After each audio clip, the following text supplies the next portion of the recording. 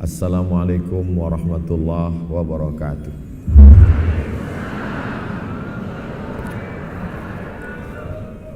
Apa kabar Bapak Ibu semua, sehat?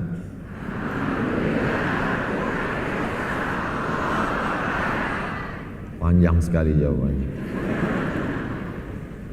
Alhamdulillahirabbil alamin. Allahumma salli ala sayyidina Muhammad wa ala ali sayyidina Muhammad. Pertemuan kita ini insya Allah mendatangkan keberkahan buat kita semua. Karena kita berada dengan orang-orang yang mulia, jauh datang dari Al-Azhar Kairo Mesir, guru besar Fadilatul Syekh Al-Ustaz Ad-Doktor Usama Al-Azhari, nafa'anallahu bi ghaziri ulumihi. Mudah-mudahan ilmunya, berkahnya melimpah buat kita semua. Ada juga guru kita Profesor Dr. Amin Rais, ada Bang Sandi yang tadi ketika diminta untuk naik ke atas, beliau memberikan mikrofonnya ke saya, dan mikrofon itu diambil panitia lagi, diganti dengan mikrofon yang lain. Banyak sekali orang-orang yang luar biasa. Ada Ustadz Fatih Karim. Tidak mengurangi rasa hormat saya, nama-nama yang tidak saya sebutkan bukan berarti saya tidak takzim, tapi karena memang saya tidak ingat. Hadirin hadirat, muslimin muslimat, mukminin mukminat yang belum kawin dan belum sunat, semuanya insya Allah dimuliakan Allah Subhanahu wa taala. Hadir juga di sini istri saya, mertua saya, Umi, kakak saya, ada papa, ada mama, semuanya mereka semua ikut berbahagia. Allah itu sangat sayang dengan bangsa Indonesia. Kalau dia lihat ada orang yang terlalu putus asa, bawaannya udah mau mati, maka dia kirim salah satu hambanya untuk membahagiakan. Maulana, Maulana, Maulana. Nggak jadi bunuh diri.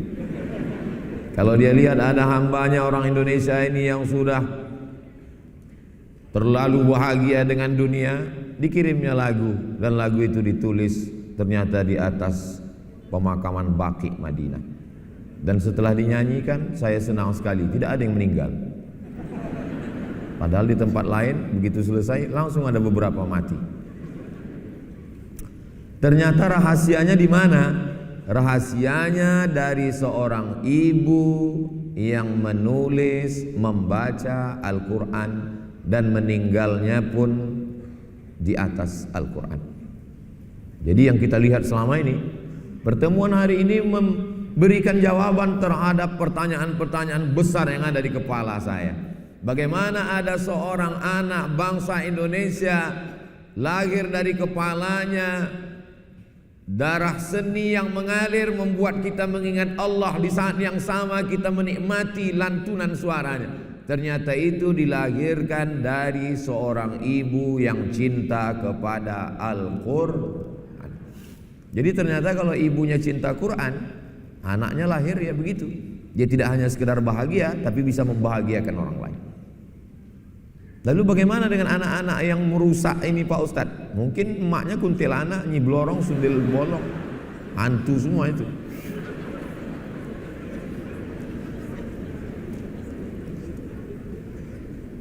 Putri Indonesia, artinya kalau putri Indonesia kan orang yang paling cantik si Indonesia. Masuk Islam, setelah masuk Islam apa yang terjadi? Suami meninggal dunia. Apa selanjutnya? Masuk penjara. Apa yang selanjutnya? Terhinakan. Apa selanjutnya? Merasa tidak berbakti kepada orang tua. Orang tua merasa, apa salahku sebagai orang tua sehingga kamu mempermalukan seperti ini? Di mana letak rahasia kekuatannya? Kenapa begitu kuat? Selama ini saya termasuk yang penasaran, apa yang membuat kuat? Hari ini saya mendapatkan jawabannya. Ternyata kekuatannya ada pada Al-Quran. Wa nunazzilu minal Quran. Kami turunkan Al-Quran ini ma huwa syifa. Al-Quran ini adalah syifa. Allah tidak mengatakan dawa. Dawa itu obat, tapi belum tentu menyembuhkan. Berapa banyak obat dari penyakit? Si Anu meninggal kenapa? Kebanyakan makan obat Pak Ustadz, mati. Tapi ini dipilih Allah satu kata syifa, penyembuh. Ternyata jawabannya ada pada Al-Quran. Apa yang terjadi dengan bangsa Indonesia hari ini? Percaya tidak percaya, bisa tulis di handphone. Tulis saja di Google itu buta huruf Al-Quran Indonesia, buta huruf Al-Quran di Indonesia, buta huruf Al-Quran di Indonesia. Oh, kok nggak muncul? Buta huruf Al-Quran di Indonesia. MPR, cnnindonesia.com, MPR.2 mengkhawatirkan 72% Muslim Indonesia buta aksara Al-Quran. Kita boleh bangga sebagai Muslim terbesar di dunia, jamaah haji terbanyak di dunia, tapi buta huruf Al-Quran 72%. Tolong nanti sebelum mengupload video ini, yang bagian ini edit. Soalnya saya malu nanti pas saya ceramah di Malaysia sama di Brunei. Bisa kan tim media? Apa kata orang Malaysia sama Brunei? Ceramah jauh-jauh ke Kuala Lumpur, ke Bandar Seri Begawan, di kampungmu aja 72% gak bisa baca Quran. Tolong edit yang ini. Masa ngedit itu aja gak bisa? Di negeri ini semua bisa diedit.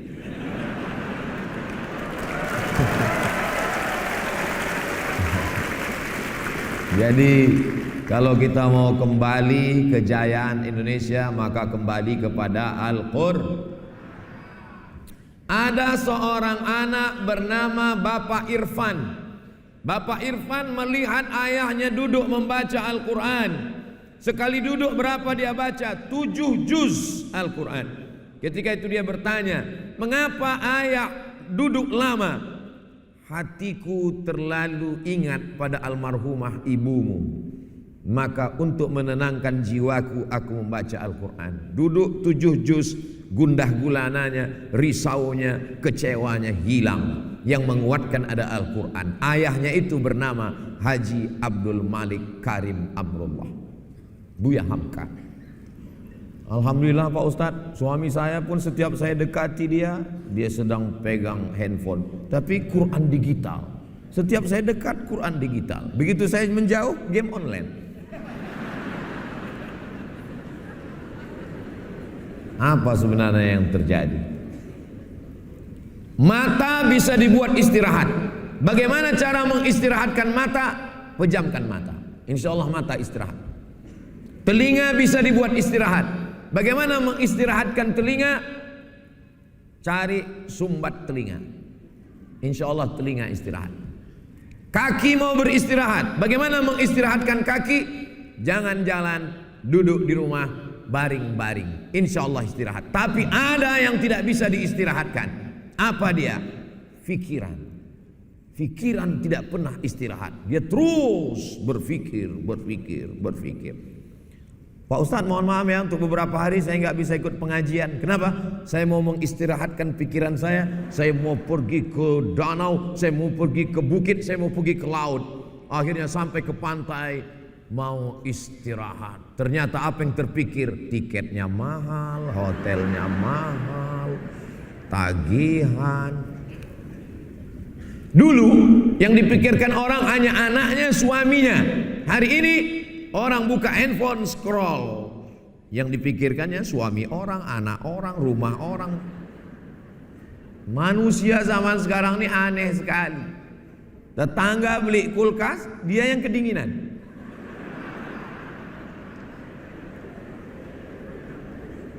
Teman yang renovasi rumah, dia yang masuk ICU. Maka pikiran inilah yang paling mengganggu manusia. Betul tidak Bapak Ibu? Banyak sekali yang mengaku. Jadi sebenarnya bagaimana cara mengistirahatkan pikiran? Alhamdulillah Pak Ustadz, saya sudah berhasil mengistirahatkan pikiran saya. Dengan apa? Saya pergi kemarin ketemu psikolog, psikiater, akhirnya dia kasih saya obat. Tenang. Alhamdulillah masalah saya hilang Pak Ustadz. Kok bisa hilang masalahnya? Dia kasih tahu ini dimakan pagi, ini dimakan siang, ini dimakan malam, ini makan sebelum makan, ini makan setelah makan, ini makan setengah, ini makan seperempat. Bertambah beban saya Pak Ustadz. Akhirnya pergi ke rumah-rumah spiritual yang katanya kalau kita pergi ke rumah spiritual ini kita akan tenang. Begitu masuk ke dalam, mendengar suara gemericik air terjun, lalu kemudian terdengar suara kicau burung, lalu menghirup suara aroma terapi dari asap-asap, lalu kemudian pejamkan mata, tarik nafas, tarik, tahan, disuruh mengamati napas, juga tidak menyelesaikan masalah. Jadi satu-satunya cara adalah kembali kepada Al-Quran. Ambil wudhu, setelah itu sholat sunat 2 rakaat, setelah itu buka Al-Quran. A'udzubillahi minasyaitonir rajim. Bismillahirrahmanirrahim. Yasin wal Qur'anil Hakim. Innaka laminal mursalin ala siratim mustaqim. Suaminya nanya, ngapain kamu baca Yasin terus? Persiapan untuk kamu, Pak.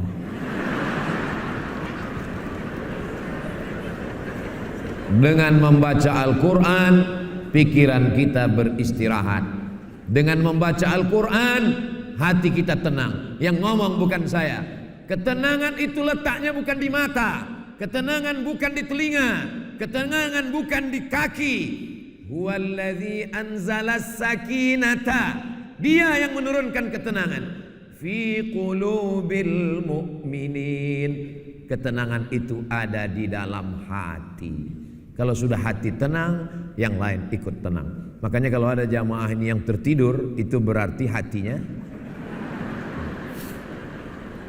bukan senang untuk menenangkan hati. Ini sedang berkecamuk, kacau. Semua orang di Indonesia ini sekarang sedang kacau balau, berkecamuk, bingung memikirkan bagaimana nanti yang terjadi, bagaimana tentang koalisi, bagaimana kalau udah nggak menjabat lagi, macam-macam. Bagaimana menenangkannya? Maka saksikan video-video yang ada di Amazing Muharram. Jangan lupa subscribe, like, share, and comment. Apapun masalah hidupmu, ambil wudhu, buka Al-Quran. Tadi waktu saya duduk tadi, ada yang bisik ke saya, Ustaz Somad, apa yang membuat kita ini bisa menjadi tenang? Tidak lain wudhu. Saya udah wudhu nggak tenang juga Pak Ustaz. Mandi taubat. Saya udah mandi nggak tenang juga Pak Ustaz. Masuk ke dalam laut. Insya Allah bukan cuman masalahmu hilang, kau hilang sekalian. Maka tenangkan diri kita. Masalah ini besar, Allah maha besar. Angkat kedua tangan, Allahu Akbar. Allahu Akbar kabira. Kau yang dipuji-puji Abdul Samad, yang layak dipuji hanya Allah. Walhamdulillahi katsira. Engkau suci Abdul Samad. Aku penuh dengan dosa, yang suci hanya Allah. Wa subhanallahi bukratan wa asila. Aku tidak menghadap kepada siapapun, aku hanya menghadap wajjahtu wajhiya lilladzi fataras samawati wal arda hanifan musliman wa ma ana minal musyrikin. Tapi jangan mentang-mentang udah dengar tausiah ini sholat zuhurnya nanti begitu. Inna sholati. Kata imam apa ini? Maksudnya itu cukup, itu sekedar saya nyampaikan. Nanti pas sholat tetap tenang di dalam hati. Serahkan semuanya kepada Allah. Duduk, baca Al-Quran. Yang selama ini memuliakan Al-Quran. Beli Quran termahal, sampulnya dari emas, disampul lagi dengan kain sutra, dimasukkan ke dalam kotak kayu jati, dipaku 4 sudut, gak pernah dibuka sampai mati. Aku nikahkan engkau dengan anakku dengan mahar seperangkat alat sholat dan kitab suci Al-Quran gak pernah dibuka sampai mati tunai. Apa ini? Kenapa ulama dulu mengajarkan nikah maharnya Al-Quran? Supaya Al-Quran dibaca. Yang paling afdol, paling bagus mengajarkan anak Al-Quran. Kamu berani meminang anak saya? Iya. Saya tidak minta emas, saya tidak minta perak, saya tidak minta mobil mewah, saya tidak minta rumah yang besar. Saya hanya ingin kau ajarkan anak saya Al-Quran. Siapa namamu? Nama saya Imran, Pak. Ajarkan surat Ali Imran. Panjang sekali, Pak. Kalau mau nikah, memang nama saya di KTP Imran, Pak, tapi sehari-hari dipanggil kawan Kulhu. Ayo Kulhu Allah aja. Indah itu. Ini untuk mengajarkan kalian yang senyum yang belum nikah aja. Yang udah nikah apa boleh buat. Jadi yang paling bagus itu adalah ketika Nabi sedang menyampaikan tausiah, berdiri seorang perempuan. Apa kata dia? Inni wahabtu laka nafsi. Aku berikan diriku kepadamu. Kalau bahasa kampung kami, I give myself for you. Lalu kemudian apa kata Nabi? Nabi terus tausiah. Tiba-tiba berdiri seorang laki-laki.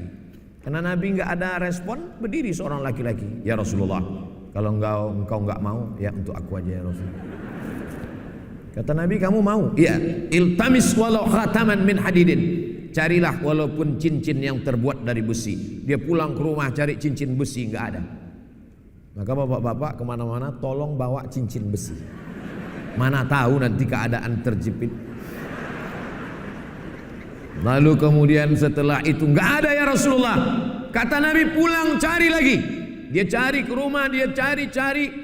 Ada satu kain untuk mahar ya Rasulullah. Berapa kainnya? 1. Jadi mahar nikah. Iya.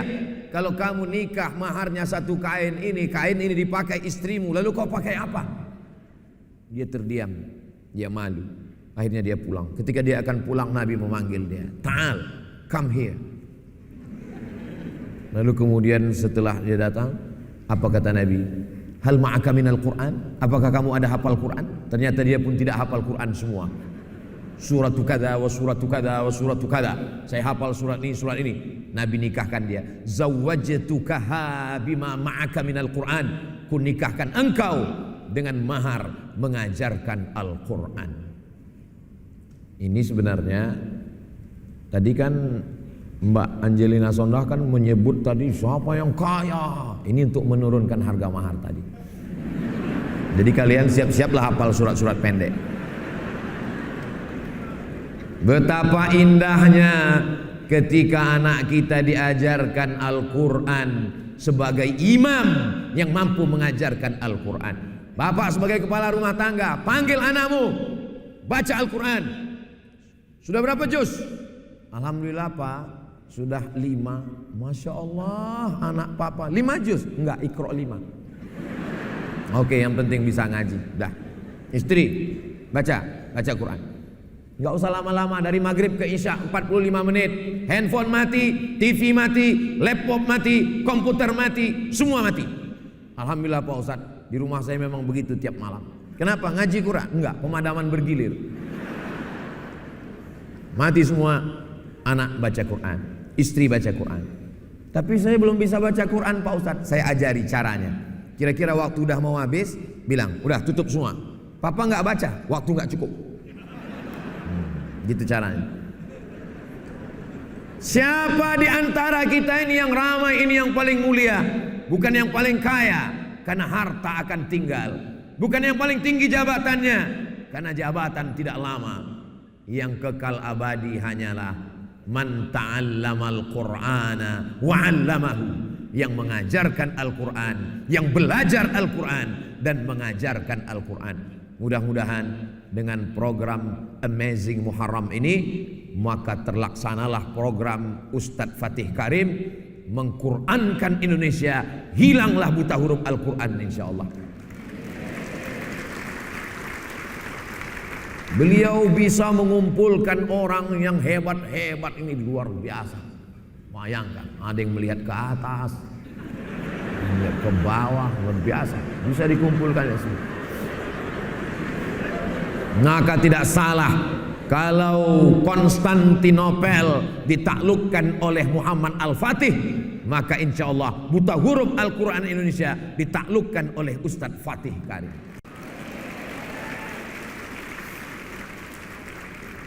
Saya di mana-mana tausiah itu 60 menit, 600 ml.